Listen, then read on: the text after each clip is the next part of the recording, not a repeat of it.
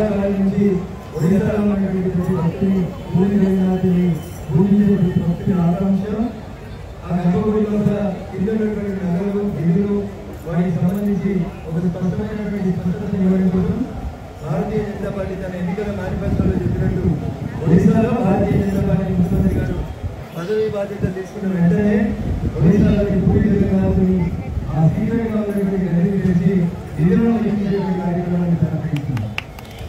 కొంతమంది భక్తులు ఇటీవల అయోధ్యలో రాముని ఇచ్చినటువంటి విధానం ఆ ఊరిని మన శ్రీపేట గడ్డ మీద చెప్పదలుచుకున్నాను.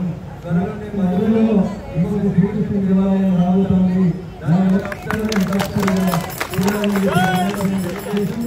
ఇస్కాన్ సంస్థ నేతృత్వంలో శ్రీకృష్ణ భక్తులు దేశవ్యాప్తంగా ప్రజలకి భగవద్గీతని సాధ్యమైన ఎక్కువ మందికి ఆయా ప్రాంతాలకు సంబంధించినటువంటి బాధ్యతలు అందించి పిల్లలకి చిన్నప్పటి మన దేశ సంస్కృతి సాంప్రదాయాన్ని తెలియజేయడానికి కృషి చేస్తున్నటువంటి ఇస్కాన్ సంస్థ మిత్రులకి అదేవిధంగా ఈ పూరి జగన్నాథుని ఆలయ అధ్యయన కార్యక్రమానికి తిరుపతి పట్టణాన్ని మొట్టమొదటిసారిగా ముస్తాం చేసి ఇక్కడ విచ్చేసి యాత్రలో పాల్గొనడానికి విచ్చేసినటువంటి మా మాతృమూర్తులకి మా అక్క చెల్లెలకి ఈ కార్యక్రమంలో పాల్గొంటున్నటువంటి పూరి జగన్నాథ్ భక్తులందరూ కూడా పేరు పేరున శ్రేష్ఠమైన నమస్మాన్యాలను తెలియజేస్తూ సిద్దిపేట గడ్డకి ఒక గొప్ప చరిత్ర ఉంది.